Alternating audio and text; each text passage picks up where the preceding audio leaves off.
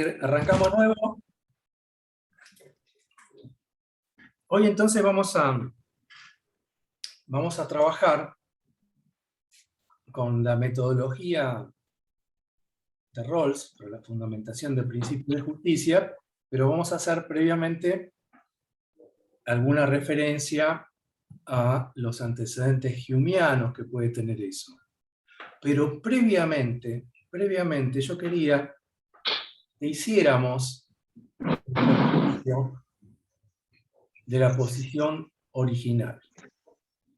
Es decir, que hagamos este experimento mental y después entramos en el despliegue de lo que es la metodología de Rawls. Ustedes tienen este experimento tal como lo planteo yo para hacerlo en clase, lo tienen en el librito Jóvenes y Derechos Humanos. ¿Se acuerdan que en la última parte que se refiere a la fundamentación, que no vimos, hay una referencia justamente al pensamiento de Rawls? Entonces, lo que nosotros tendríamos que hacer es intentar hacer ese experimento de ponernos en la posición original. ¿Y esto qué significa?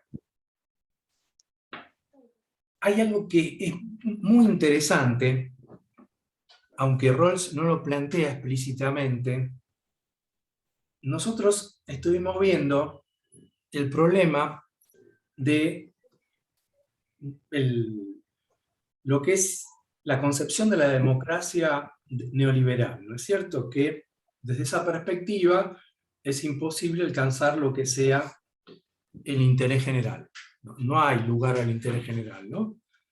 Hay tantas funciones de bienestar como individuos, y esto está basado en una concepción del Homo economicus que busca maximizar sus beneficios.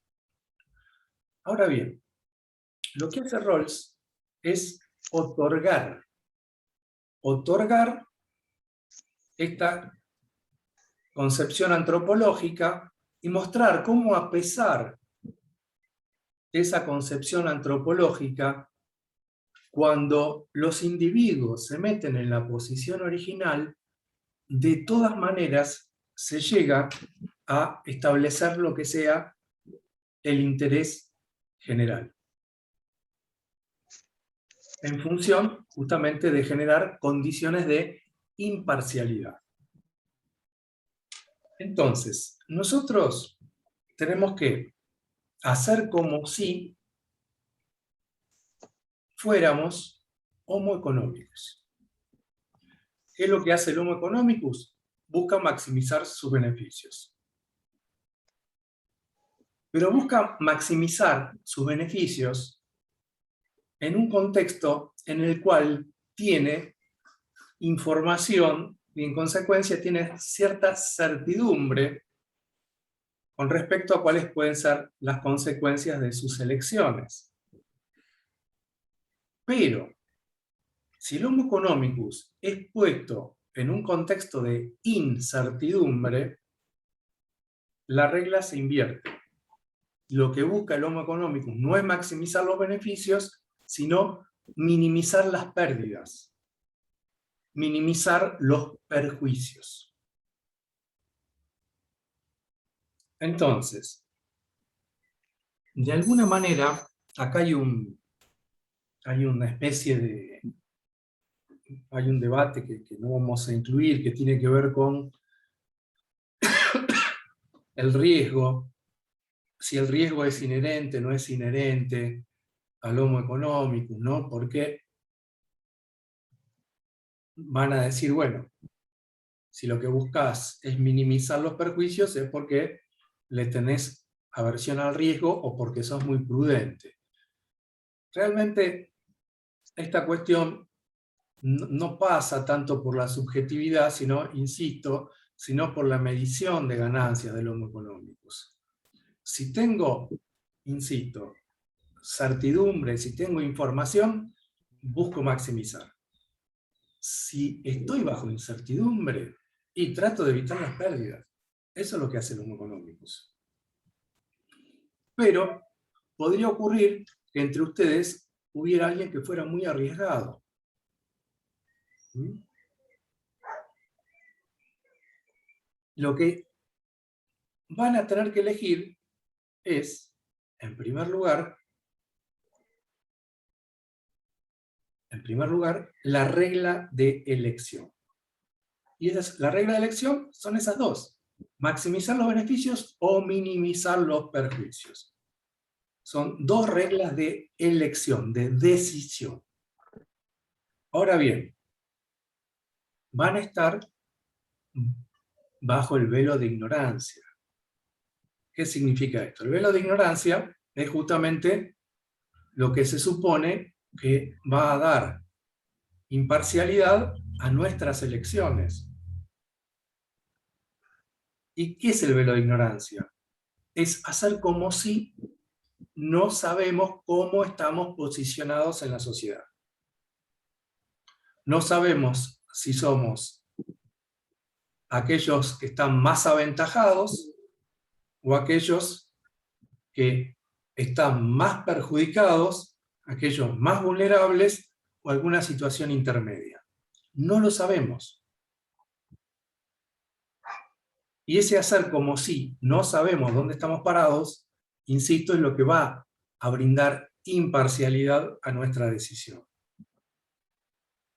Y lo que yo les propongo es que decidamos entre tres principios. Ahora, ¿de dónde salen estos principios? No salen de la posición original, salen de la cultura pública, salen de lo que se está discutiendo en función de las circunstancias que existen actualmente, es decir, en pleno neoliberalismo, en la cultura pública. Entonces, como Homo economicus, vamos a tener que elegir una regla de elección con la cual luego tenemos que elegir un principio de distribución entre tres, que son muy sencillos. No sé si ustedes se acuerdan de la máxima distributiva del socialismo utópico que después retoma Marx, digamos, en sus últimos escritos. Disculpen.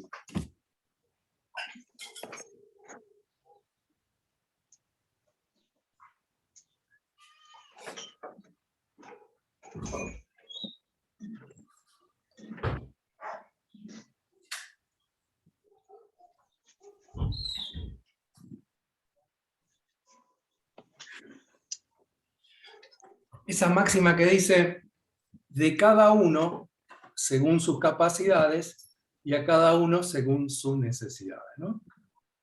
Acá no es así. No estamos en un contexto, digamos, de lo que sería una economía de la reciprocidad, una economía solidaria, sino que justamente somos económicos. ¿Por qué? Porque lo damos por supuesto. Ahora, el punto es, si dando esto por supuesto, podemos llegar a algo en términos de interés general. Y los tres principios que yo les planteo son una distribución igualitaria, primero. Segundo, una distribución según las capacidades. Y acá, cuando decimos capacidades, estamos hablando de la formación, de la educación que tiene el individuo, de los recursos que tiene por el origen familiar, inclusive se podría plantear hasta el capital social que tiene un individuo, es decir, las relaciones que lo habilitan a poder acceder a mayores recursos todavía. Entra todo.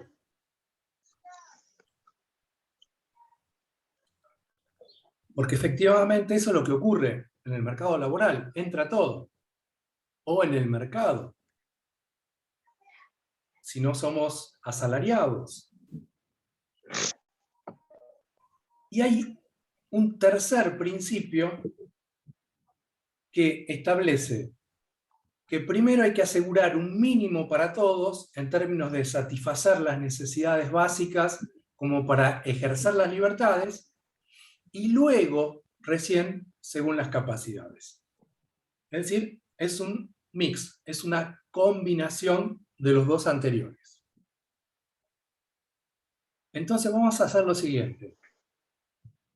Yo les voy a pedir a ustedes que piensen cuál es la regla de elección que eligen, que se pongan en una situación en lo posible de imparcialidad, en el sentido de no saber cómo están posicionados socialmente, y luego elijan uno de estos tres principios, que vamos a llamarlo entonces 1, 2 y 3, simplemente. Un principio igualitario, un segundo según las capacidades, y un tercero que es un mix. Y lo escriben, una vez que lo resuelven a esto, lo piensan unos minutos, lo escriben en el chat, pero no lo envían. Lo envían todos al mismo tiempo cuando yo les digo ya. Ahora sí. ¿Sí? Bueno. ¿Alguna aclaración necesitan?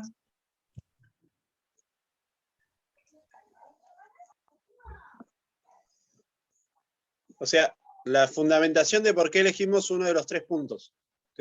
No, la fundamentación no, tienen que elegir. No tienen que fundamentar, tienen que elegir. Bien.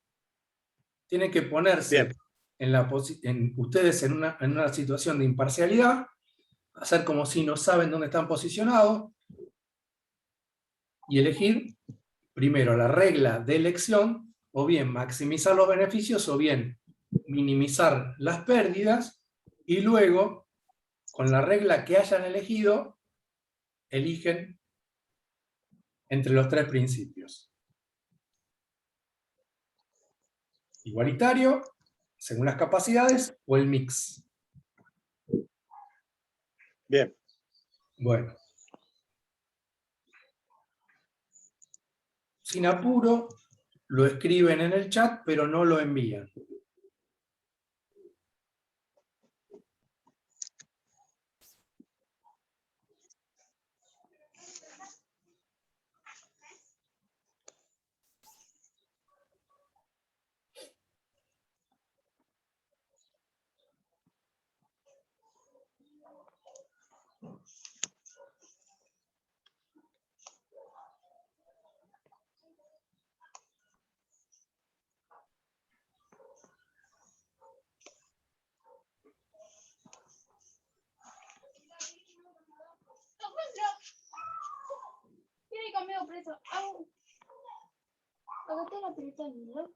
Estoy en clase.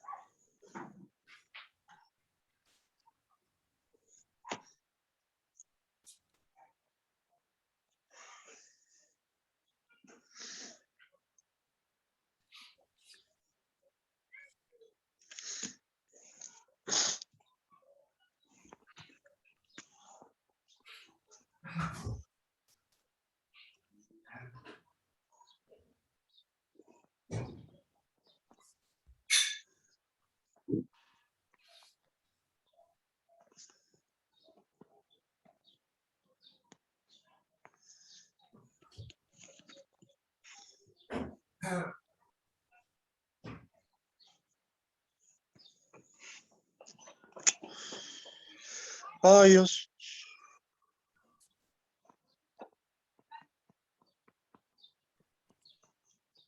El micrófono, Agustín.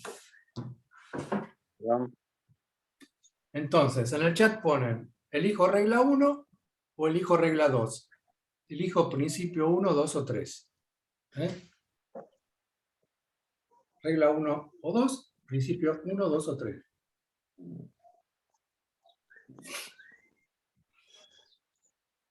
La regla 1 era maximizar beneficios y la 2 minimizar costos. Así es, Perjuicios. minimizar pérdidas. Ok.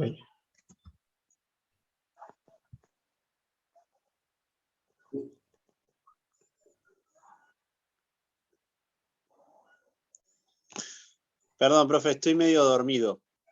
Tengo que poner que elegimos solo una regla. Elegir la regla 1, maximizar, o la regla 2, minimizar las pérdidas.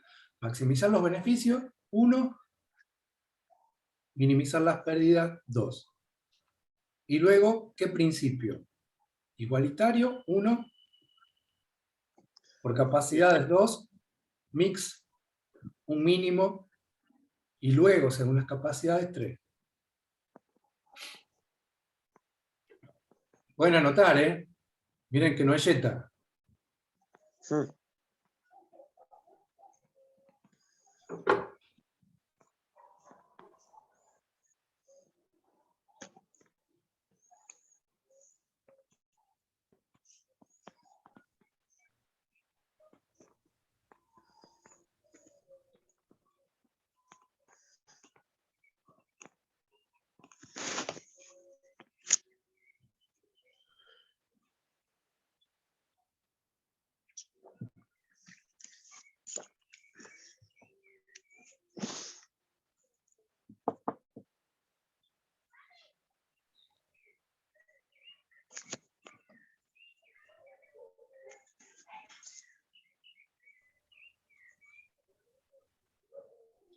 ¿Ya lo escribieron todos?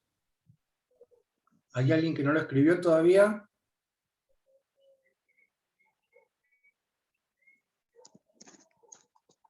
Pregunto, ¿hay alguien que todavía no lo escribió?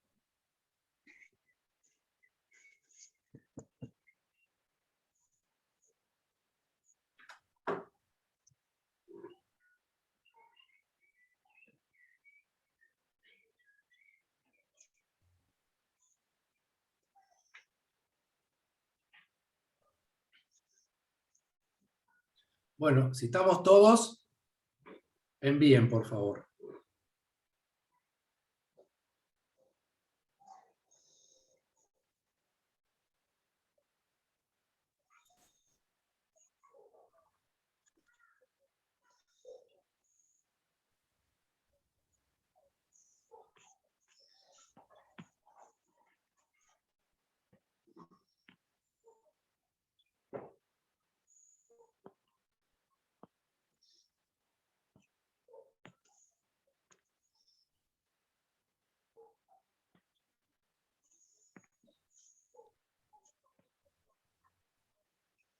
¿Están mirando?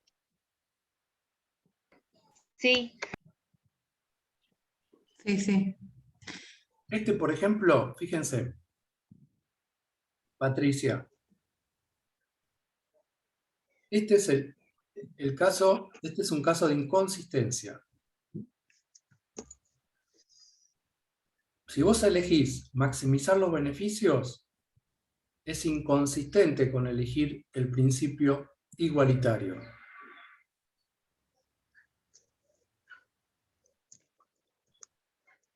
Puedes elegir por las capacidades, puedes elegir el mix, pero nunca el igualitario, porque estás eligiendo maximizar los beneficios, justamente.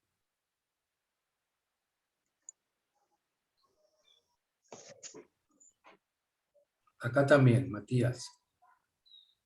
Estaba viendo que fuimos varios. Sí, fueron varios, pero fueron 3. Fueron 3 sobre 12.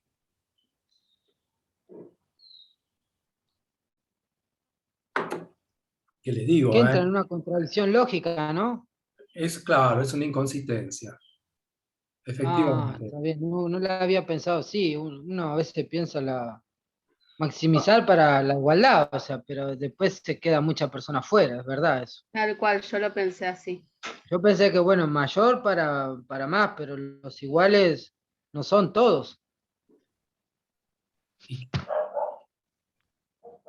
Lo interesante, digamos, es justamente pensarlo, ¿no? Seguir pensándolo, ver que esto es un caso de inconsistencia, y en consecuencia, si eligen maximizar, digo, porque capaz que tienen que seguir pensándolo, y si lo siguen pensando, capaz que no eligen maximizar, sino que eligen minimizar.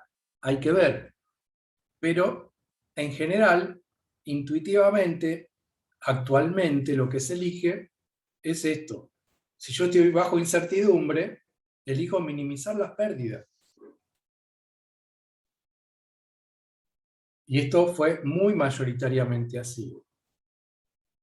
Y además, se elige actualmente, digo, en las experiencias que se hacen, este principio que es un mix.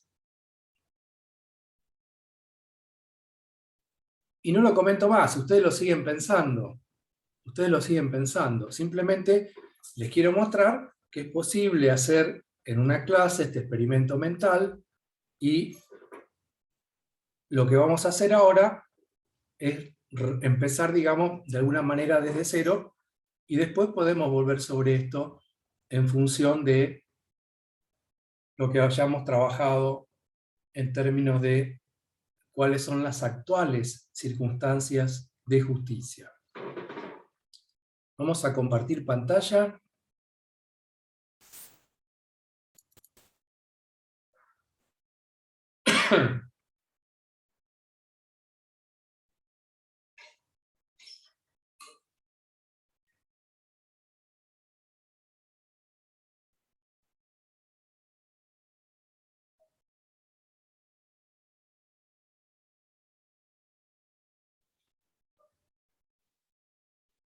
Ustedes tienen este texto,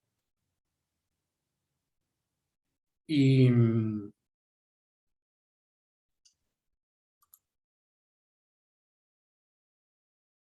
¿por qué no se abre esto?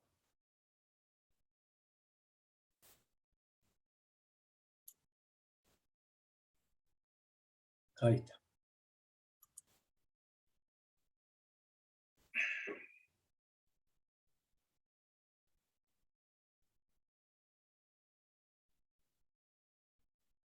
Ustedes tienen este texto, ¿no?, sobre la influencia metodológica de Hume en la teoría de la justicia de Rawls. Y habrán visto que hay diferentes elementos, ¿no?, que entran o que son tomados de alguna manera o que facilitan pensar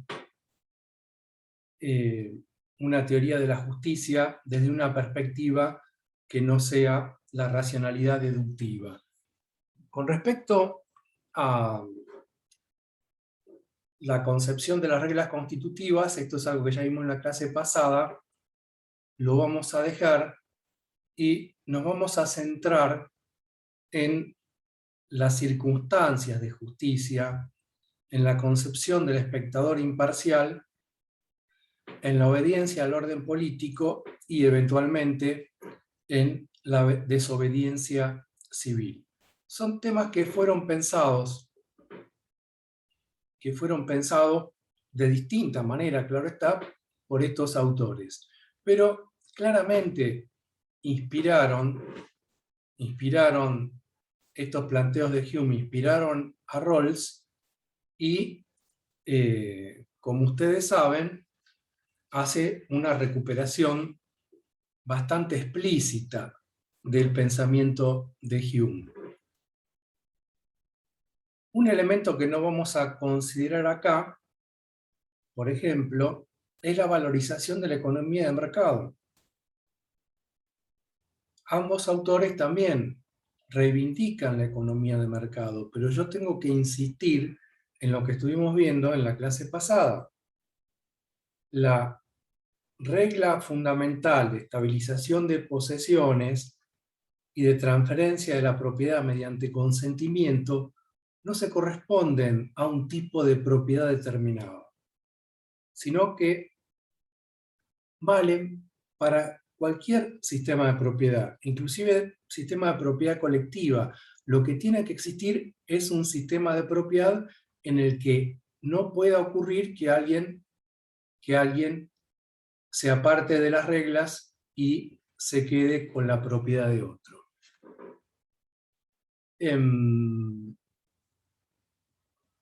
Y la aclaración que siempre hay que hacer una y otra vez, por las dudas si a alguno se le pasó desapercibido, es que la economía de mercado tiene diferentes manifestaciones, diferentes expresiones, e incluso que la economía de mercado es compatible con el socialismo.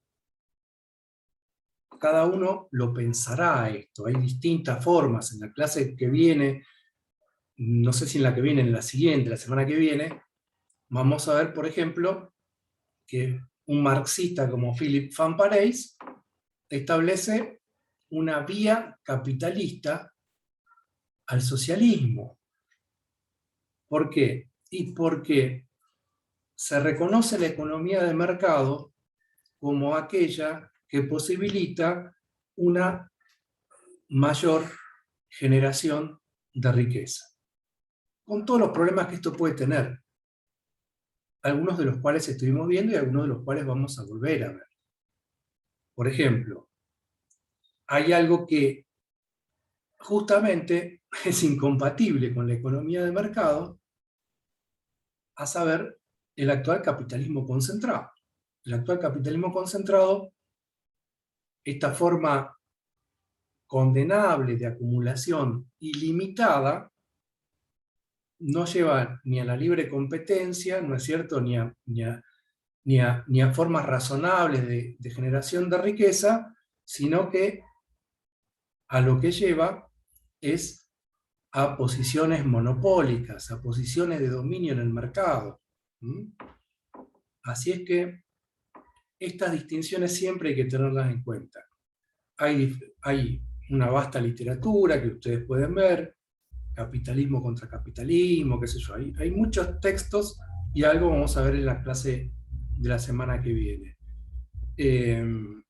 Digo, con respecto a que hay capitalismo, está el capitalismo escandinavo, ¿no es cierto?, que tiene impuestos progresivos a la renta enorme, de manera tal de que hasta se puede dejar hasta el 70% de lo que se gana en términos de impuestos.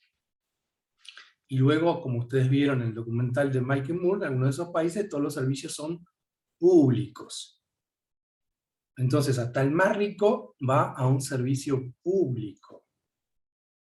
Y de ahí, digamos, hay una cantidad de matices diferentes en otras formas de capitalismo que reivindican el estado de bienestar, aunque sea nuevas formas de estado de bienestar, como el capitalismo renano, que es el que de alguna manera reúne a Alemania y a Francia.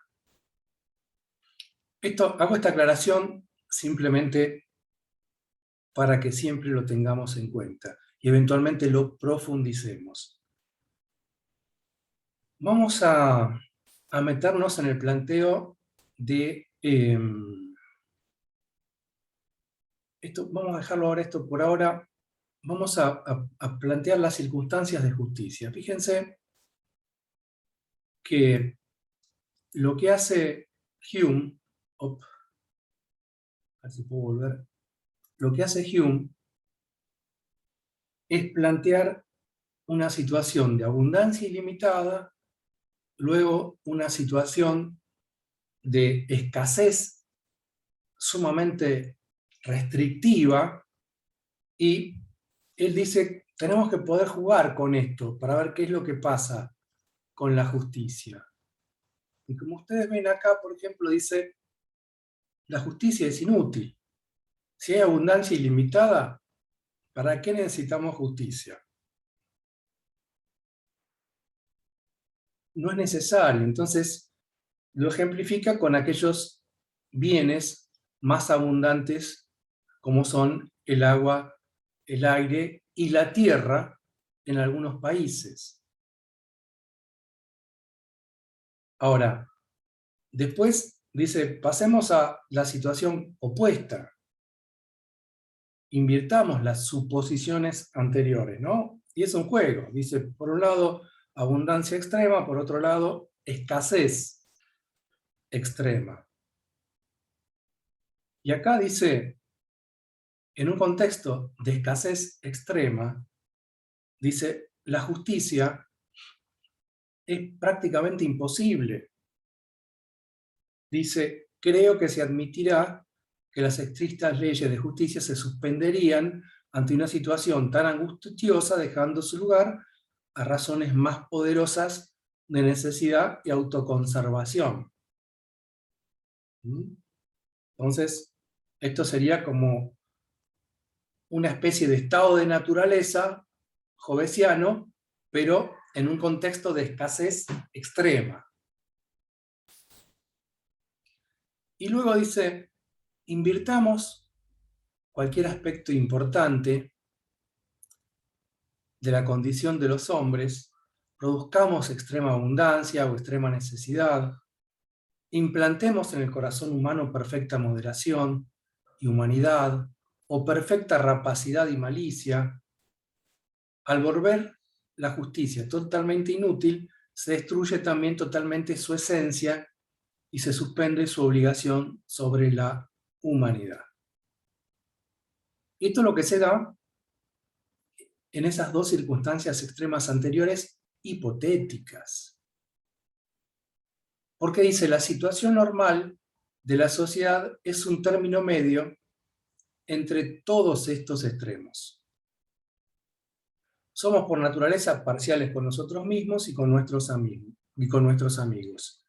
Pero somos capaces de aprender, como estuvimos viendo en la clase pasada, la ventaja resultante de una conducta más equitativa. Pocos placeres nos son dados por la técnica, el trabajo y la laboriosidad, nos son dados por la mano liberal y abierta de la naturaleza, pero mediante la técnica, el trabajo y la laboriosidad podemos extraerlos en gran abundancia. Pero para ello la idea de propiedad se convierte en necesaria en toda la sociedad civil. De ello deriva la justicia, su utilidad para el público, y solo ello surge su mérito y su obligatoriedad moral, ¿no? Estamos más o menos acá en el contexto que estuvimos trabajando en la clase pasada. Pero lo que es interesante es este juego hipotético. Este juego hipotético dice, juguemos con las circunstancias de justicia. A ver qué ocurre.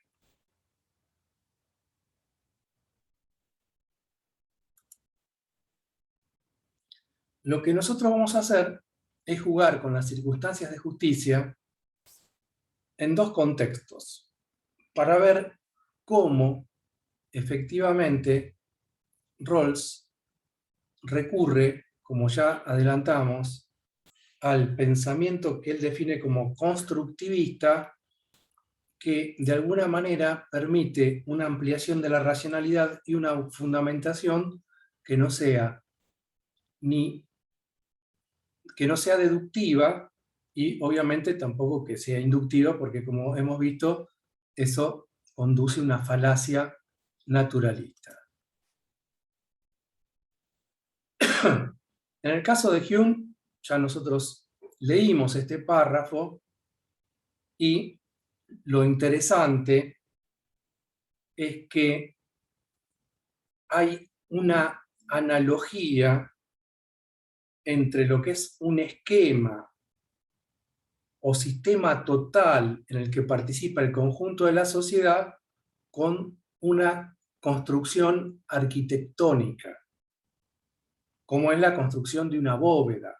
Ustedes saben que en una bóveda las piedras se sostienen unas a otras.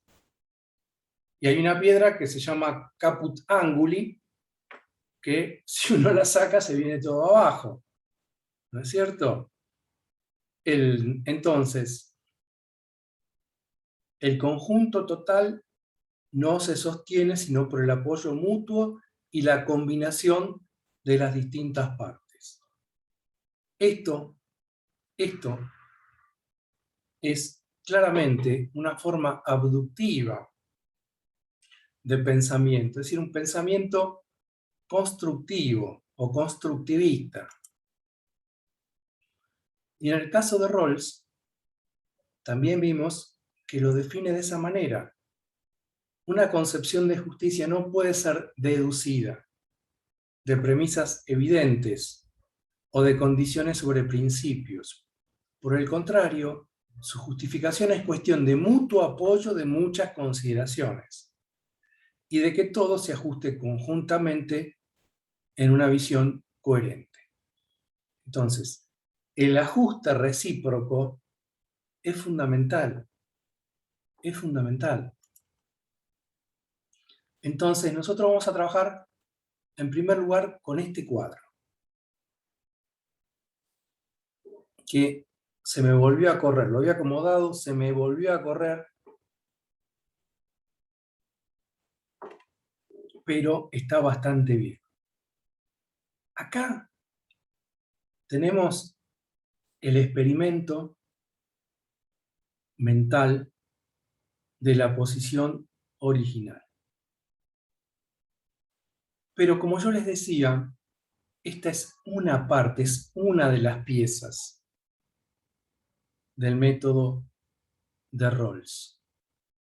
La otra pieza fundamental es la cultura pública. La cultura pública ya supone la dialogicidad. Y en la cultura pública hay una multiplicidad de concepciones sobre qué es lo justo. Y entre esas múltiples concepciones, incluso, con las diferencias que puede tener, también pueden existir lo que Rawls llama consensos superpuestos. Consensos superpuestos significa que, aunque venimos de concepciones diferentes, esas concepciones diferentes, como los diagramas de Venn, podemos tener puntos de intersección.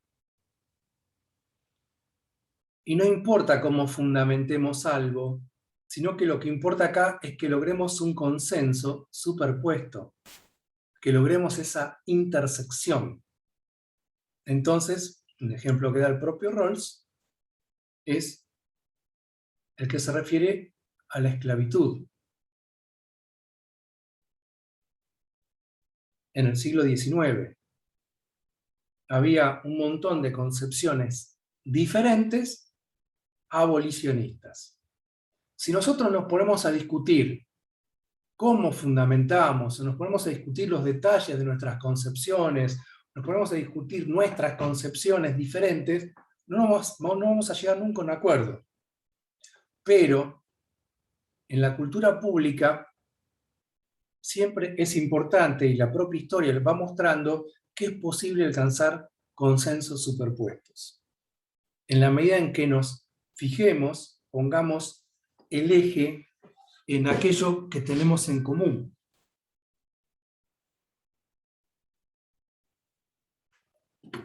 ¿Y cuál es la cultura pública con la que empieza la fundamentación de sus principios de justicia John Rawls? Esa cultura pública es la que pone en este libro. La sección Los libros no muerden. Una teoría de la justicia es un libro que originalmente fue publicado en 1971. Es decir, pleno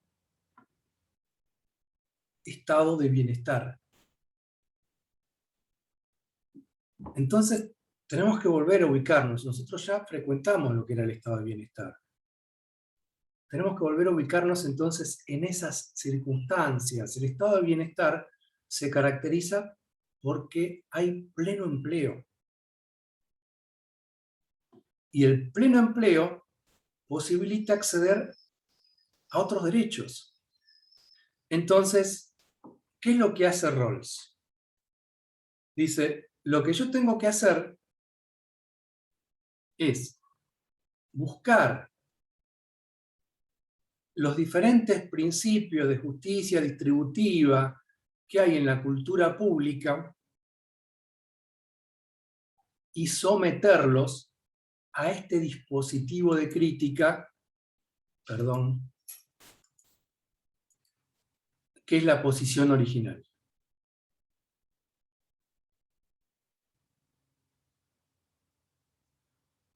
Y en lo que era el debate en Occidente,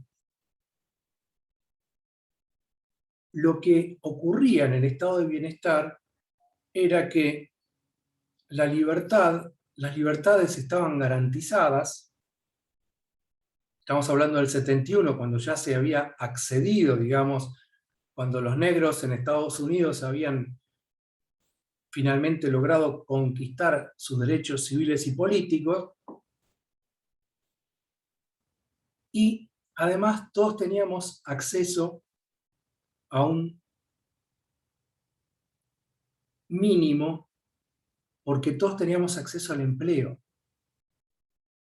Entonces, podíamos satisfacer nuestras necesidades y podíamos tener, en todo caso, algunas diferencias distributivas en lo que tenía que ver con la riqueza que se generaba,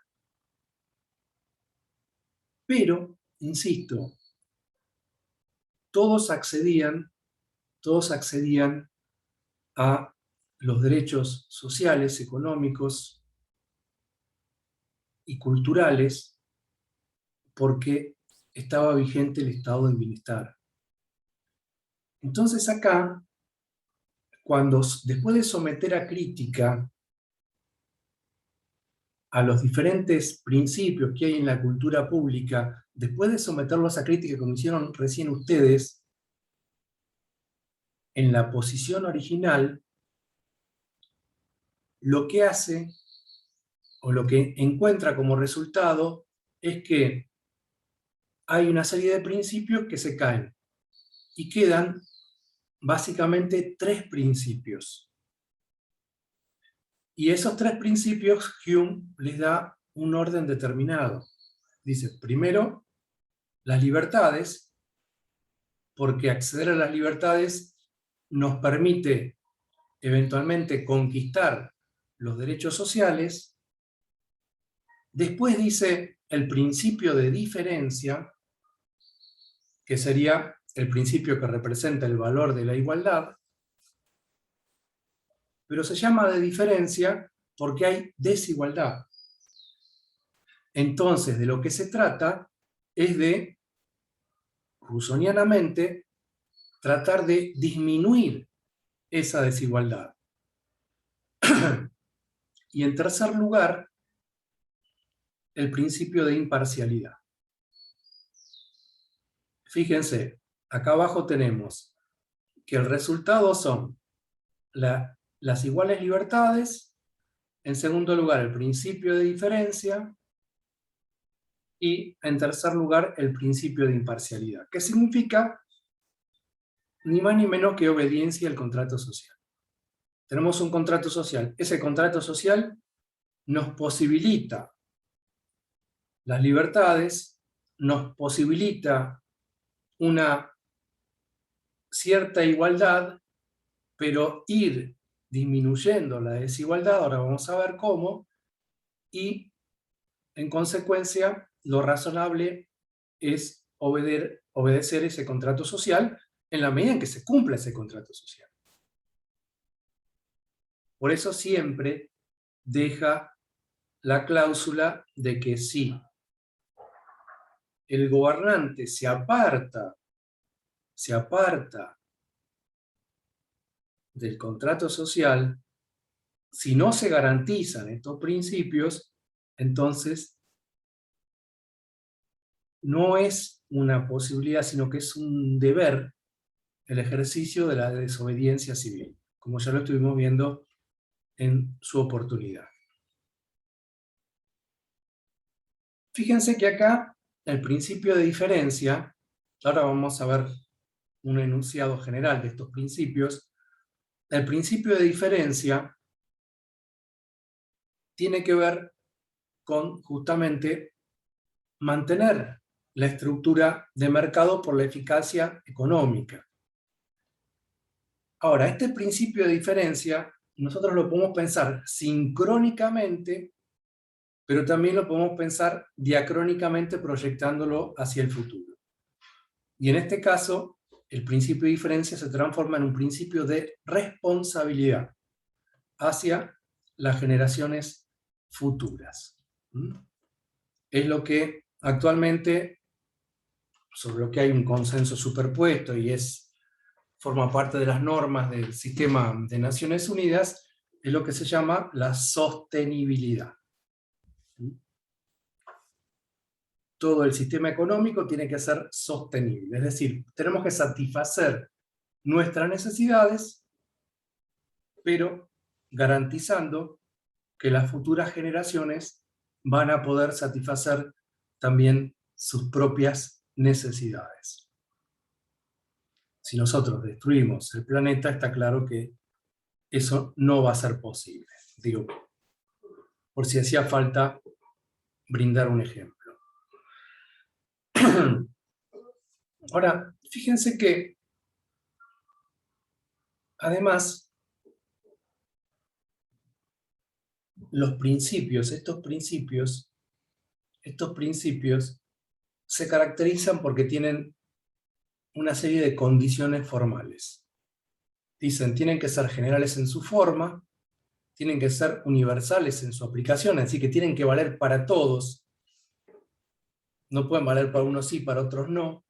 Tienen que ser públicos, en el sentido que estuvimos viendo nosotros en términos del principio de publicidad kantiano, y lo que nos interesa acá es que tienen que poder establecer prioridades cuando hay conflictos entre derechos fundamentales. Y finalmente ser instancias últimas de apelación. Entonces, estos elementos que nosotros habíamos mencionado, tenemos casos difíciles y tenemos que ver cómo establecemos prioridades cuando nos encontramos en un caso difícil, es decir, en un choque entre derechos fundamentales. Bueno, la solución que tiene que ver en aquello que tiene que ver con la justicia distributiva pasa por la fundamentación de unos principios de justicia. Entonces, la discusión pasa por si efectivamente se reconoce que esta fundamentación es una fundamentación posible y si estos son los principios que realmente nos contienen a todos y pueden estar a la base del orden constitucional.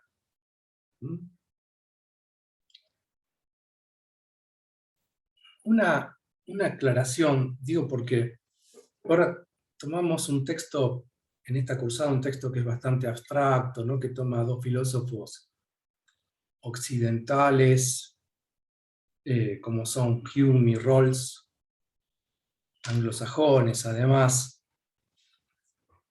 Pero, por ejemplo, en la democracia atrapada esto está trabajado desde nuestras propias circunstancias. Y hay otros textos que después algunos se los puedo colgar, alguno más breve, sobre violencia estructural, por ejemplo. Hay uno que se llama Sobre violencia estructural, John Rawls y desobediencia no violenta, que están trabajados desde nuestras propias circunstancias, ¿no? Ahora, todos estos planteos de justicia distributiva, en términos de derechos, son tomados por autores latinoamericanos como, por ejemplo, García Linera. Es decir, García Linera dice, nosotros tenemos nuestra propia experiencia política, por ejemplo, reivindicamos el sumac causai, ¿no es cierto? Pero la tradición occidental, en términos de lo que son los derechos fundamentales, forma parte también de lo que es el constitucionalismo latinoamericano. Bien. Esto es lo que ocurría, insisto, en 1971. Se someten, insisto, a la crítica de este dispositivo de crítica que es la posición original, los principios que se discutían en la cultura pública de ese momento. Y lo que dice Rawls es que tiene que haber un equilibrio reflexivo. El equilibrio reflexivo es precisamente el ajuste recíproco entre las partes. Cuando yo termino de armar todo este esquema y enuncio estos principios ajustan, hacen juego con la cultura pública y la posición original. Pero el problema es que la cultura pública puede cambiar. Puede cambiar. Y esto es lo que ocurrió. Desde mediados de la década del 70 hubo un cambio enorme en la cultura pública por la irrupción, no ya ideológica, sino política, del neoliberalismo. Entonces se produce un desajuste. Se produce un desajuste porque cambian las circunstancias de justicia.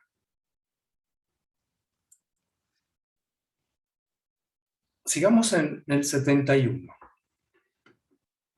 El enunciado general de los principios de justicia es todos los bienes sociales primarios, la libertad, la igualdad de oportunidades, la renta, la riqueza y la base del respeto de sí, han de ser distribuidos de un modo igual, a menos que una distribución desigual de uno o de todos esos bienes redunde en beneficio de los menos aventajados. Entonces, siempre, ¿qué significa esto? Insisto, es el mercado el que va generando desigualdad, por eso se llama principio de diferencia, y luego, entonces, lo que tiene que hacer la política desde el Estado es disminuir esas desigualdades que genera el mercado. Volvemos a la cita que ya vimos de Carlos Santiagonino. Todas las piezas de la teoría de Rawls comienzan a encajar unas con otras. El equilibrio reflexivo puede ser entendido como un método para alcanzar esa verdad. El acomodamiento recíproco de principios generales e intuiciones particulares actúa como indicador de la aplicación de los presupuestos formales del razonamiento que sirven como filtros para evitar la aplicación de principios que no sean válidos. Siempre el criterio va a ser este ajuste, este acomodamiento recíproco. Ahora, ya en una teoría de la justicia, que Rawls dice es una teoría de la justicia, no dices la teoría de la justicia. Se abrieron un montón de debates, ¿no es cierto? Por izquierda, por derecha, cuestiones que vamos a ver la semana que viene, ¿no? Pero a lo que nosotros nos interesa, insisto, es el método de fundamentación, más que los principios a los cuales llega. Y el propio Rawls, insisto, lo prevé. Dice, puesto que aun cuando los dos principios de justicia puedan ser superiores a todas las concepciones que no son conocidas, quizás fuese mejor aún algún conjunto de principios hasta ahora no formulado. Y podría ocurrir. Podría ocurrir.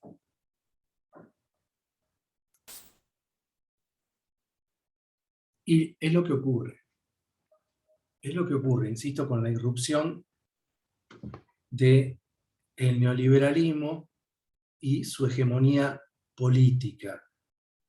No solamente a nivel nacional, en muchos países, de distintas maneras, en algunos lugares se accedió democráticamente y en otros lugares, como en América Latina, se impuso a sangre y fuego, ¿no es cierto? Como ocurrió primero en la experiencia de Chile, después en la experiencia de Argentina. Pero este es un cambio tremendo en la cultura pública. Es tremendo el cambio en la cultura pública. Y es un cambio tremendo. ¿En qué sentido? En primer lugar, en el sentido, bueno, claramente, se pierde el estado de bienestar. Se pierde el estado de bienestar. Ya lo estuvimos estudiando al principio de la cursada. El enemigo del neoliberalismo es el estado de bienestar. Y lo que procuran es ese estado mínimo que no se haga responsable socialmente. Entonces, todas las funciones sociales del Estado son desmanteladas. Pero ocurre algo más todavía, y es que ya no hay pleno empleo. Entonces, si vos accedías en general a muchos de los derechos a través del acceso al empleo, tampoco accedes al empleo. Aumenta el desempleo y al mismo tiempo, insisto, se eliminan las funciones sociales. Entonces, hay sectores muy amplios de la población que quedan desamparados. Quedan desamparados. Y es en ese contexto en que empieza una discusión diferente.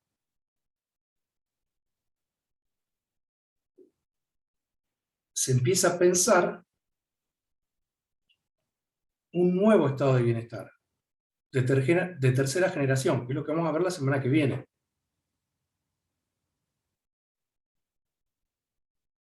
Lo que se empieza a discutir ahora es si el principio de las libertades se puede realmente, o puede dar el marco para el ejercicio de la participación política a sectores desamparados de la población que no pueden satisfacer sus necesidades básicas. Por eso digo, de alguna manera, ese debate se refleja en estos principios que ustedes estuvieron viendo, evaluando en el ejercicio de la posición original que hicimos al principio de la clase.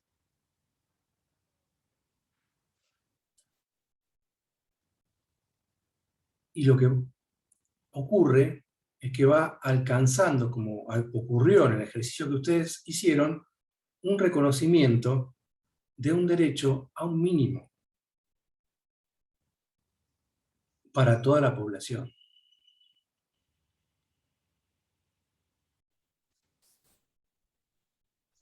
Profe, ¿puedo hacerle Sí. una pregunta? Sí.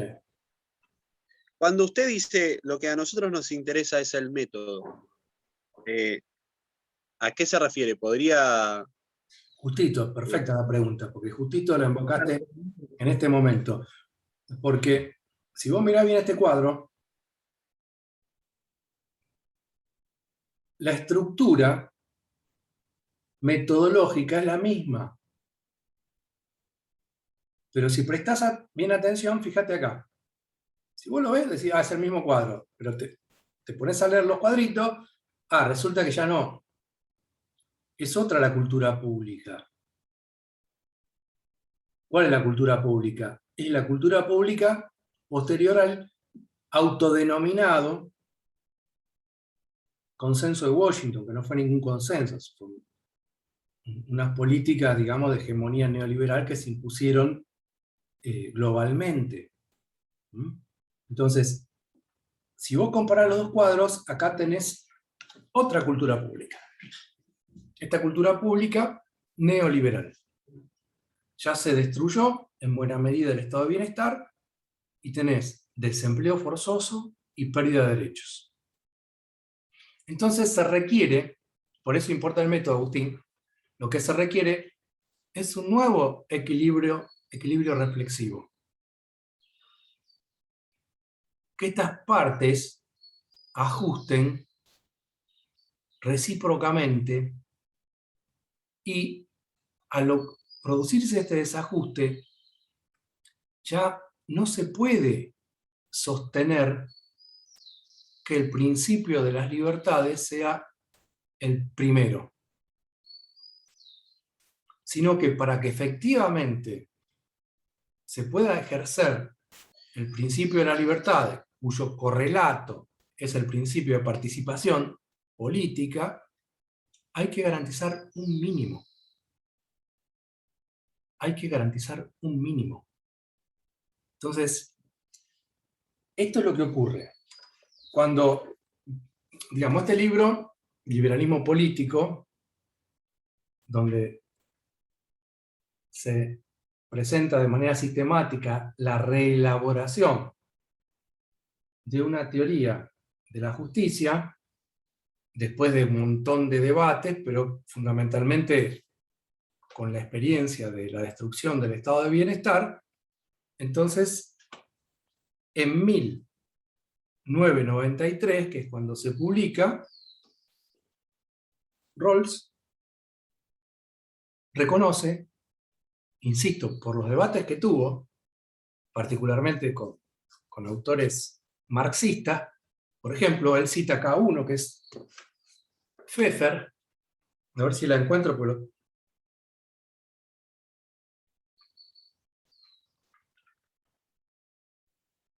no pensaba leerlo, sino que está ahí pero simplemente para, ustedes lo tienen en el texto.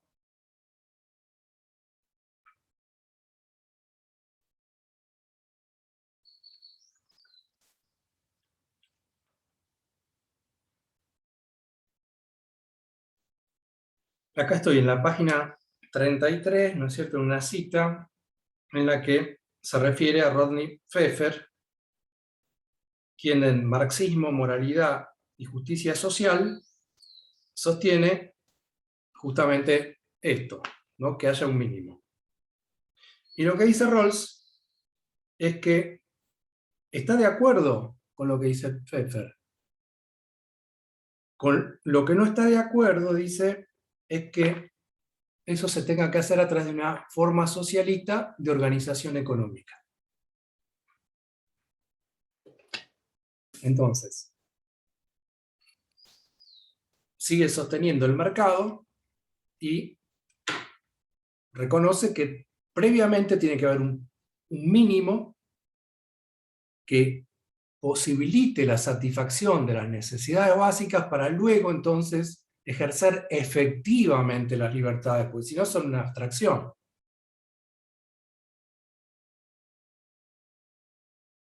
Y como todos sabemos, en general, prácticamente todo el mundo, menos Corea del Norte, creo, fueron avanzando hacia diferentes formas de apertura en términos de economía de mercado. Pero una cosa es la generación de riqueza y otra cosa es la distribución. La distribución no la puede hacer el mercado.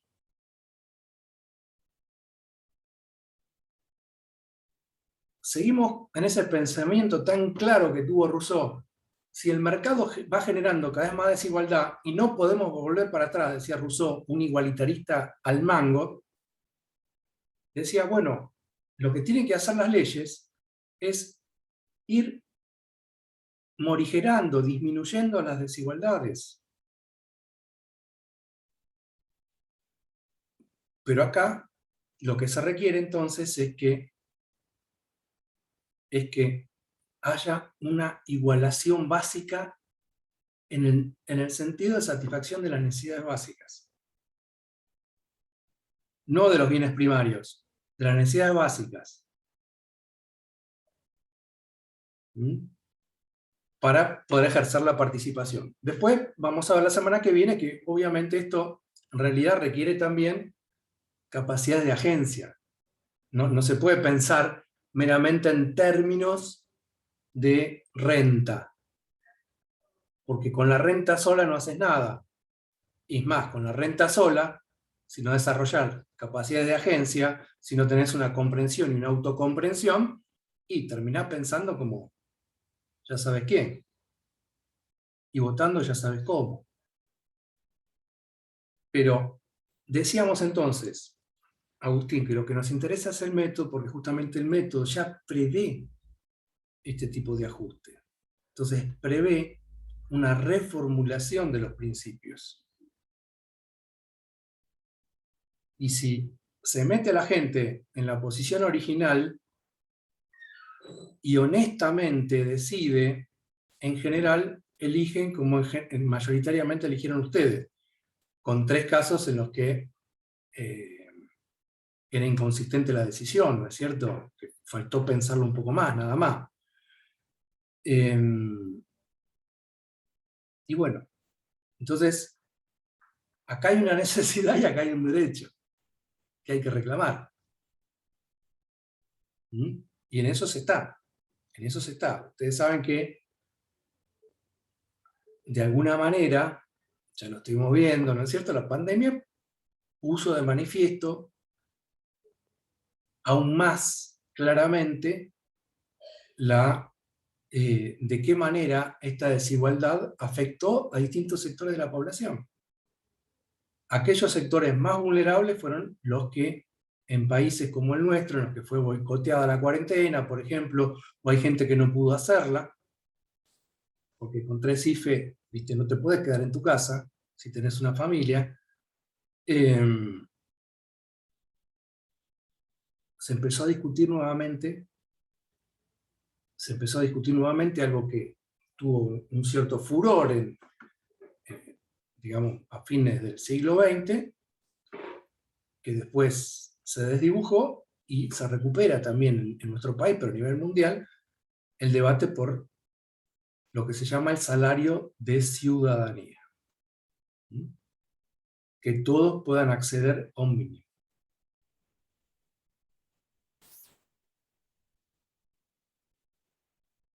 Entonces, lo que dice acá es, el primer, ahí está, miren, tenía acá la cita, el primer principio de justicia que abarca los derechos y libertades iguales para todos, bien puede ir precedido de un principio que anteceda a su formulación, el cual exija que las necesidades básicas de los ciudadanos sean satisfechas, cuando menos en la medida de que su satisfacción es necesaria para que los ciudadanos entiendan y puedan ejercer fructíferamente esos derechos y esas libertades.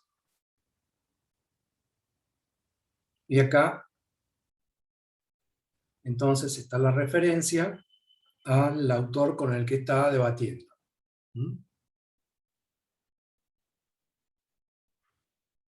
¿Están de acuerdo? Que además coinciden, ¿no es cierto? Un autor,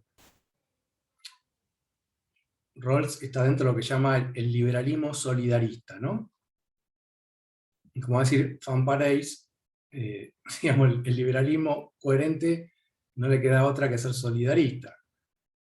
Qué sé yo, hasta Locke, que fundamenta y justifica la acumulación ilimitada, pone una cláusula que establece dejar suficiente y de igual calidad para el resto de la gente. Entonces vos podés acumular siempre y cuando dejes suficiente y de igual calidad para los demás. No lo puedes dejar sin nada. Esto lo planteó el fundador del liberalismo político, John Locke.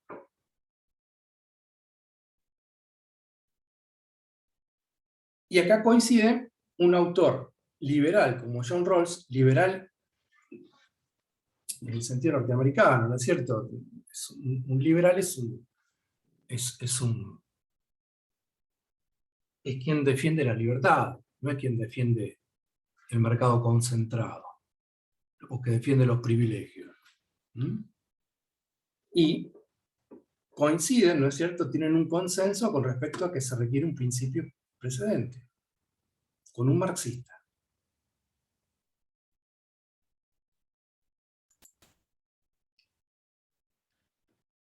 Bueno, acá pasamos a otros tópicos, pero que se derivan, ¿no es cierto? Acá simplemente les decía, bueno, entre los antecedentes de Hume está ¿no?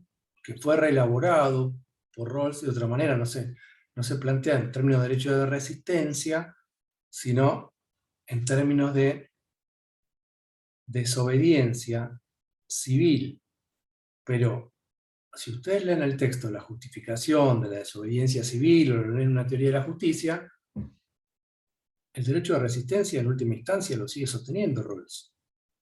Entonces, si nos apartamos del contrato social, si el gobierno se aparta del contrato social, tenemos que intentar reconducir la legalidad hacia la justicia.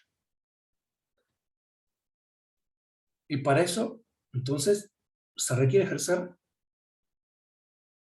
en determinados contextos la desobediencia civil, porque fíjense, digo, esto lo quiero saltear.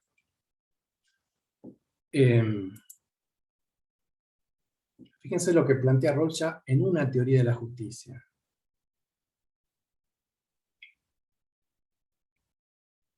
Yo me acuerdo que en un seminario puse, si esto lo decía James Petras, dije, un pensar norteamericano dice esto. Y no ideé elegir si era James Petras, si era, ¿cómo se llama el semiólogo? Bueno, se me hizo la laguna de esta hora, o Rawls. Y prácticamente nadie dijo Rawls. Decían o Petras o, bueno, ahora se me hizo la ¿Eco? laguna. ¿Eh? ¿Humberto Eco? No, norteamericano. El pensador radical norteamericano, el semiólogo. Sí, Estoy viéndole la cara, todo, ¿viste? Y no me sale, ¿viste? Tengo un problema neuronal.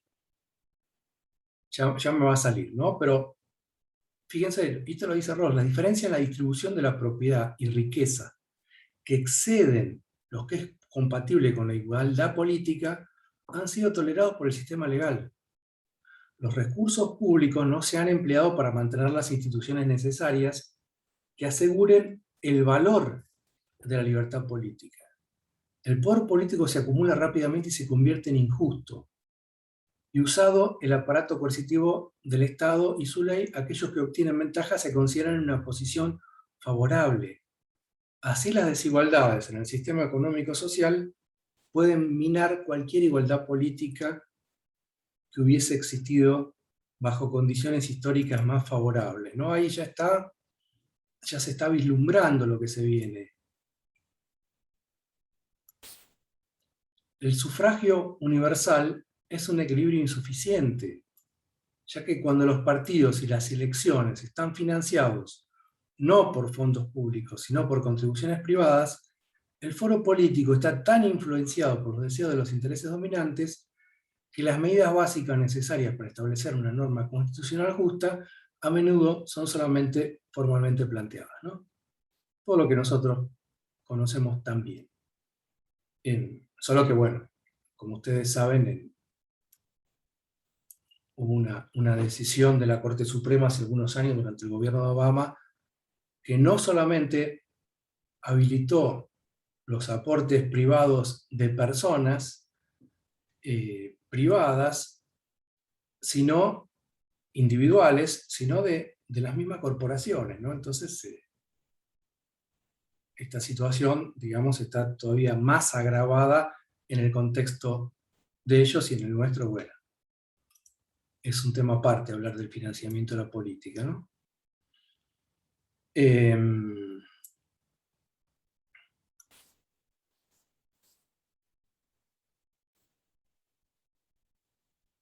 Digo, es un tema aparte, pero bueno, está claro.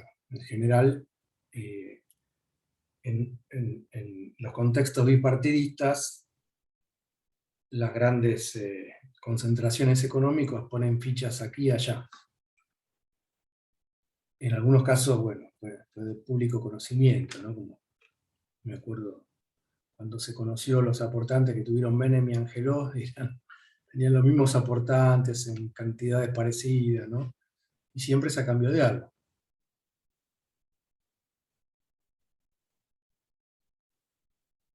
Volvemos sobre lo mismo, el principio de imparcialidad.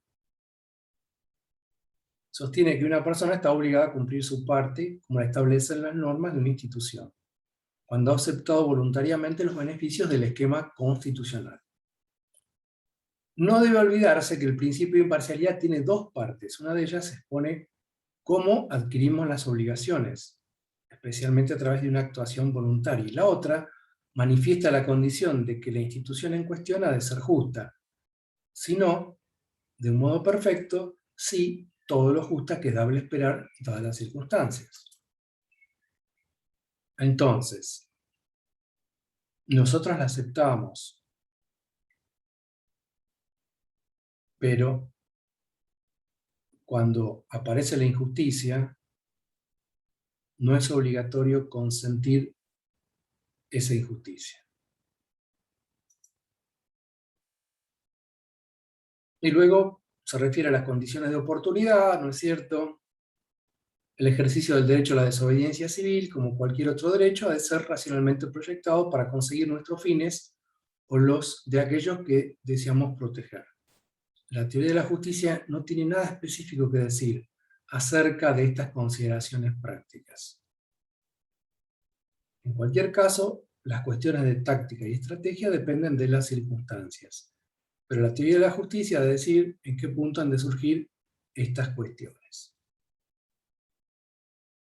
Esto es lo que ocurrió en nuestro país frente al neoliberalismo.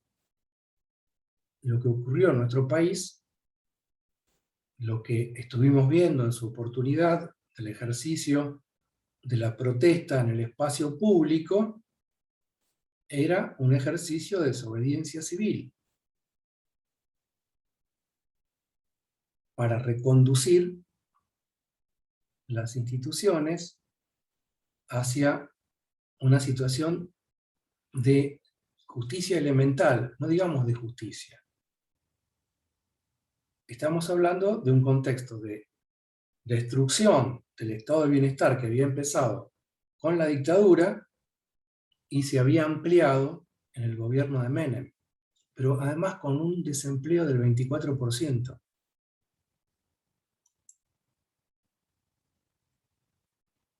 Y sigue Rawls, aunque la desobediencia civil justificada parece amenazar la concordia ciudadana, ¿no? Siempre son, ¿quiénes son los violentos? No es la violencia estructural. La violencia estructural es la desigualdad que hay. Esa es la violencia, es estructural. Entonces, quienes responden a esto son normalmente calificados de violentos, cuando están ejerciendo una desobediencia civil no violenta. Entonces, cortás una calle, cortás una ruta, cortás un puente y sos un violento. Y la violencia estructural, entonces, aunque la obediencia civil justificada parece amenazar la concordia ciudadana, la responsabilidad no recae en aquellos que protestan, sino en aquellos cuyo abuso de poder y de autoridad justifica tal oposición, porque emplear el aparato coercitivo del Estado para mantener instituciones manifiestamente injustas es una forma de fuerza ilegítima a la que los hombres tienen derecho a resistirse. Esto tendría que... Es un pensar liberal.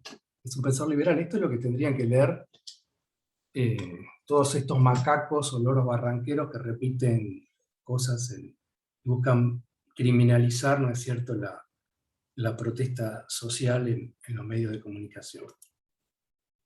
Ahora, recordemos siempre esto, ¿no es cierto? Se plantea que sea pública, que sea en el espacio público, a cara descubierta, no violenta, justificada en principios de justicia, y como un recurso último para mantener la estabilidad de una constitución justa.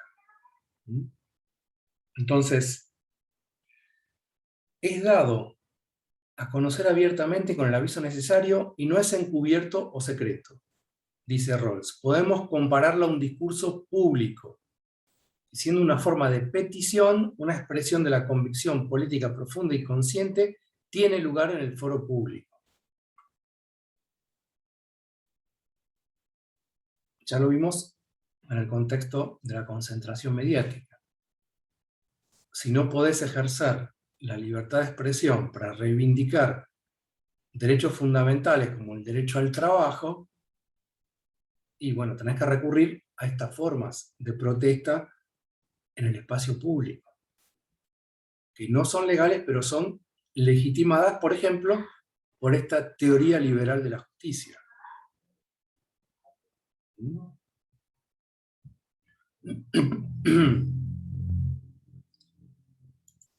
Bueno, hasta acá llegamos hoy.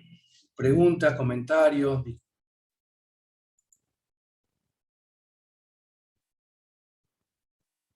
observaciones, objeciones.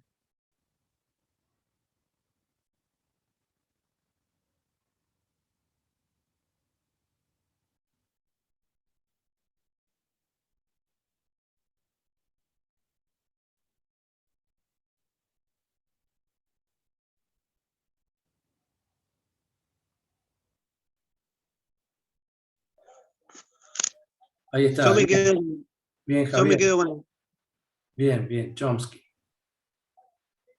yo me quedo con la cuestión del método, profe. Sí, dale. No, nada. O sea, lo estaba pensando reflexivamente en eso, cómo aplicar el mismo método, si es como lo entendí bien, bajo distintos principios de cultura pública, da un resultado desastroso, que no se llega al punto de justicia. Es algo como que yo reflexioné mientras estaba ahí, por eso pregunté lo del método. No, es que tú, tal como lo estás expresando, es decir, distintos principios de cultura pública. No, la cultura pública son las circunstancias, es lo que está ocurriendo. Son los procesos políticos también la cultura pública. No es la cultura dominante o el discurso dominante, sino que justamente, si vos tenés un discurso que puede decir es el discurso dominante establecido por los tanques de pensamiento y por el aparato mediático, y bueno, pero cuando vos lo sometés al dispositivo de crítica, que es la posición original, no resiste la crítica. Si vos quisieras presentar un principio que consiste en garantizar los privilegios, que es un principio posible. Pero cuando lo sometes al dispositivo de crítica y vos te pones en la posición original, no sabés cómo estás posicionado y tenés que aplicar las condiciones formales de universalidad, y bueno, se viene abajo. Se viene abajo. Por eso esto es lo interesante.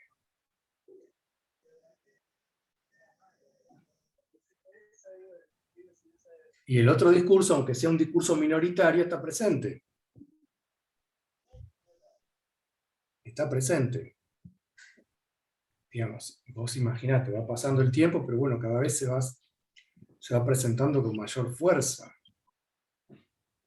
y con mayor organicidad. A pesar de todas las circunstancias adversas, va instalándose, va haciéndose oír.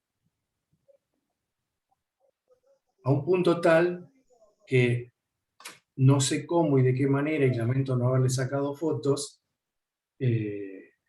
cuando fue la campaña esa en la que eligieron a este señor, digamos, que se tiene que presentar ante la justicia, en un momento determinado aparecieron unos carteles que decían salario de ciudadanía.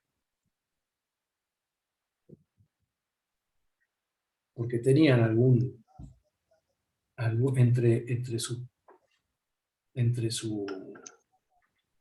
entre la gente que habían, digamos, que habían convocado, había alguno que sostenía ese planteo.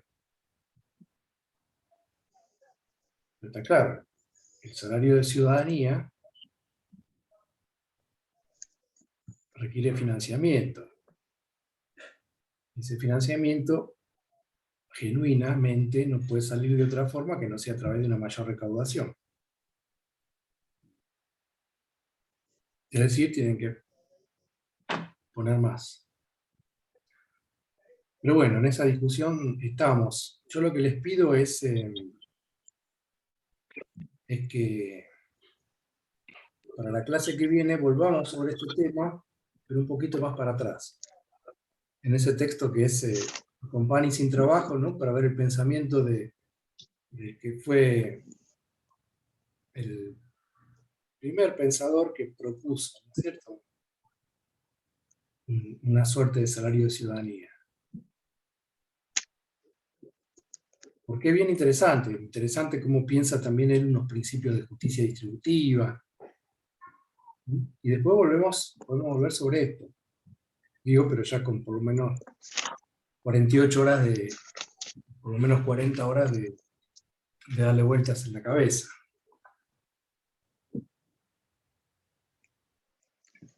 A mí me llevó mucho más tiempo, les voy a decir, pero bueno. Ahí está.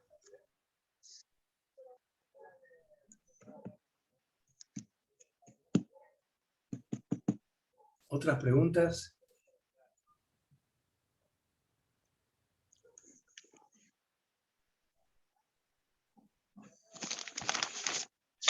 Profe, no es una pregunta, pero me estaba riendo porque me acordé, y así de forma anecdótica nomás le digo, que si todos pensamos en el salario mínimo de ciudadanía, estaríamos todos de acuerdo, ¿no? Todos de la boca para afuera dicen que sí, pero después aparecen cosas como el otro día que apareció, es un compañero encima, es de la UNS también, que salió en TN diciendo... ustedes cortan la calle y yo les pago desde el auto, ¿no? El chabón desde el auto estaba ahí sentado y decía, yo les pago a ustedes no trabajan, y es como que si vos le preguntás, esa persona te va a decir, no, sí, estoy de acuerdo con los derechos y demás, pero después dicen cosas como esa, ¿no? Y así un montón de gente, que encima ni siquiera son de la clase alta, digamos, son compañeros, son... No, es que realmente es muy complicado el tema, realmente es muy complicado, pero lo que nosotros tenemos que comprender, digamos, a mí no me gusta agarrar un corte, no me gusta, y me ha tocado y estar horas parado, y claro que no me gusta. ¿A quién le gusta? El problema es cuando esos sectores no tienen otra forma de hacerse visibles, insisto en esto. Cuando no hay otra forma de hacerse visible. Por eso, insisto, en realidad, en la segunda enmienda de la Constitución norteamericana aparece el derecho a la protesta. Ahora está en los pactos internacionales, pero en la segunda enmienda, pues establece un sistema representativo, el sistema representativo puede llevar a una elitización y un perjuicio hacia situaciones de injusticia legal. Y bueno, entonces está el derecho a la protesta en el espacio público, ¿no? Que, les digo, en Estados Unidos, por ejemplo, la única forma que tuvieron de limitar eso, y con un montón de controversias judiciales, fue a través de lo que pasó en el 2001 con el 11 de septiembre y el Acta Patriótica. Esa famosa Acta Patriótica que cercenó cantidad de derechos individuales en el país liberal, ¿no? Y a nadie le gusta, efectivamente. Y a mí lo que menos me gusta, te digo la verdad, lo que menos me gusta es que nuevamente haya sectores que legítimamente no tengan otra forma que recurrir a ese medio. Que no tengan otra forma. Pero te digo, tiene que ser bajo esos criterios, creo que son correctos los criterios que enumera Rawls, o por principio de justicia o por derechos fundamentales, no por cualquier cosa. Por eso se acuerdan cuando nosotros hablamos de los cortes que hacían los ruralistas, no eran por derechos fundamentales, no eran para hacerse visibles, porque los tipos eran visibles, tenían los medios de comunicación, tenían La Nación, tenían Clarín, y además estaban defendiendo una renta extraordinaria, no derechos fundamentales. Entonces esos criterios siempre sirven para distinguir una cosa de la otra. para que no nos confundan. Ahora, a veces hubo un abuso de los cortes de calle. A mí no me cabe ninguna duda que hubo un abuso. Es difícil igual discriminarlo. Pero si vos haces un corte por una reivindicación gremial puntual, y ya no estás defendiendo derechos fundamentales. Ahora, lamentablemente, cuando uno ve gente que no está accediendo a satisfacer las necesidades básicas, y es tremendo, ¿no es cierto?, estar en esta situación. Que la democracia no pudo revertir. Inició la dictadura y la democracia no pudo revertir, sino que se fue profundizando con la deuda, ahora con la otra deuda, y aquí estamos. Y aquí estamos, ¿no? Pero, insisto, siempre hay que tener en claro los criterios, ¿no? Pasarle los criterios al muchacho este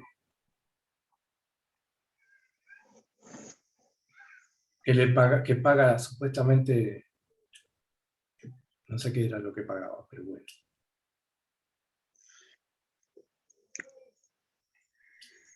Porque si realmente fuera universal, y estaríamos en otra situación. Pero no es universal, hay gente a la que le llegan determinados planes y hay otra gente a la que no. Y después hay otros problemas, pero bueno, ya lo vamos a charlar. Digamos, el tema de la cultura del trabajo también es una cuestión. Ahora sí, digamos, es difícil cuando ya son generaciones, más generaciones, ¿no es cierto?, que tienen dificultades para acceder al empleo y a la educación, que tengan una cultura del trabajo, es difícil.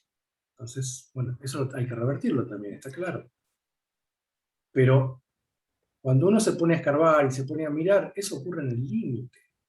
Cuando uno anda, ¿no? Anda y se mete y ve. Eso ocurre en el límite. Que haya gente que realmente diga, bueno, yo vivo de los planes, no me calito por nada. No es así. No es así. Y no me imagino que nadie quiera ir con su familia, con sus chiquitos, a cortar, qué sé yo, el acceso por gusto. Pero bueno. Enseguida, insisto, lo que buscaron fue, y lo que siguen buscando, es la criminalización de la protesta social, ¿no? La represión, lo que están haciendo ahora el sur es criminal propio de lo que son, ¿no? De lo que son la dictadura, están buscando un nuevo enemigo interno, como lo hizo la dictadura.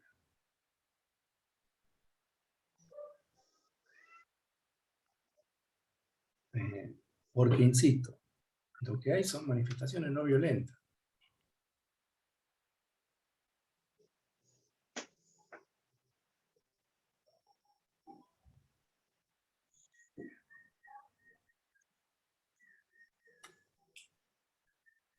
Pero bueno, es así, Agustina, lamentablemente es así, por eso hay que explicar.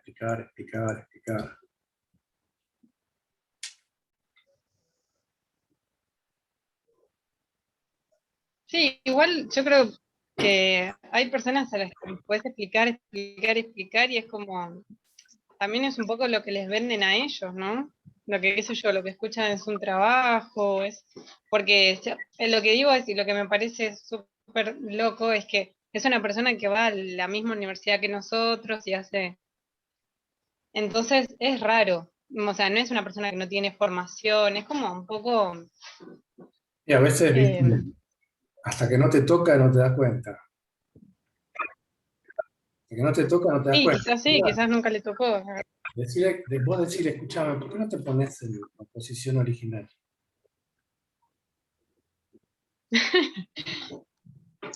Es difícil. La educación hay que, bueno, justamente todo esto es para construcción de ciudadanía, ¿no? Así que, pero bueno, siempre está la dialéctica entre la inclinación, las molestias en este caso, y la razón, diría Kant. ¿Qué es eso que pusieron ahí? Ah, eso es lo que ocurrió. ¿Eso de Instagram qué es? ¿El muchacho, el compañero? Sí, o sea, es el video en el que sale. A Y yo lo ver, vi en la tele. Y bueno, lo reconocí, ¿no? Bueno, la Charo. es cortito, solamente dice eso, como que déjenme pasar, yo les pago a ustedes. Eso es lo que dicen. Profe, Sí, eh, para cortito, porque calculo que ya nos vamos, pero quería, en colación ahí lo que dice Tina, esta semana tuve una conversación con una amiga de un tema parecido a este, ¿no? Que usted decía de la inclinación. En un estado de WhatsApp puso como un descargo diciendo, bueno, ganaría más plata quedándome en mi casa que siendo a trabajar todos los días, ¿no? Yo le mandé automático, bueno, no te desanimes, no es tan así. Y me empezó a contar, ¿no? Dice, yo no estoy en contra de los planes, propiamente dicho, ¿no? Dijo así, yo no estoy en contra, porque entiendo que hay mucha gente que... Entiendo que hay mucha gente que le hace bien y que le da mucha ayuda a los pibes y no se mueren de hambre, etcétera, etcétera. Me fundamentó porque no estaba en contra. Pero dice, yo ganaría mucha más plata así que levantándome a trabajar todos los días. Y ahí tiene que ver algo con lo del compañero este que yo no sabía que era de la UNS, pero el sentimiento que tenemos nosotros, ¿no? Lo que nos pasa todos los días con la realidad que vivimos, que la guita no alcanza, los problemas estructurales económicos que nos hacen un poco convertirnos en ese discurso dominante sin darnos cuenta. Es como para pensarlo, ¿no? Como yo sé. que sabemos que no está mal, Pero bueno, pero sabemos que está... esto lo vamos a ver el problema es que vos trabajes y tu salario esté por debajo, viste, de la línea de pobreza o de indigencia, como está ocurriendo. ¿Cuánto es el salario mínimo y cuánto es la línea de indigencia para una familia? Entonces, si vos ganás un salario mínimo y tenés a tu familia, viste, que para hacer la canasta básica de alimentos, que no alcanzás, y bueno, es el deterioro que hubo en todos estos años, ¿no? Que de tener los salarios más altos de América Latina pasamos a tener uno de los más bajos. Entonces, obvio que es un problema. Lo que pasa es que justamente, pero bueno, yo la verdad preferiría que vayamos viendo cómo se va planteando en, digamos, en algunas propuestas filosóficas al respecto, pero sin ir más lejos, si vos pensás en lo que vamos a volver a ver en la clase que viene, en lo que planteaba Joseph Thomson frente a la ley de pobres, ¿no es cierto? Cuando echaron a la gente del campo, acá también lo echaron del campo,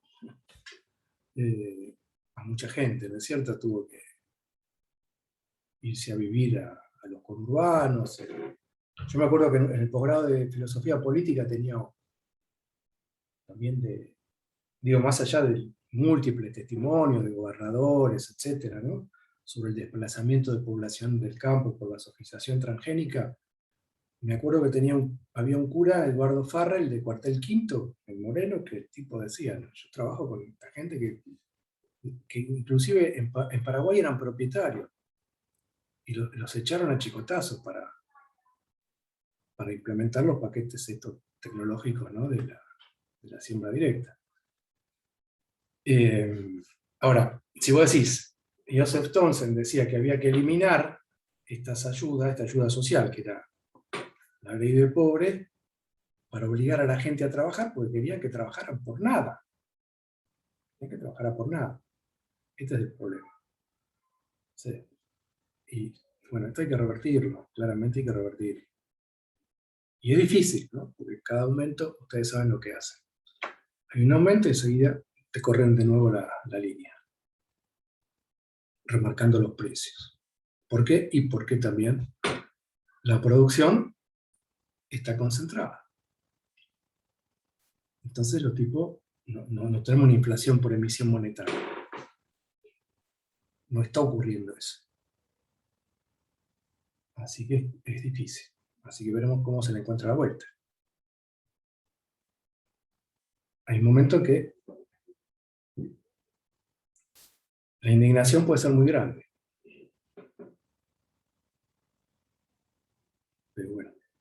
Esperemos que no se llegue a eso. Esperemos que no se llegue a eso, que no se llegue de nuevo a una situación 2001 ni nada por el estilo.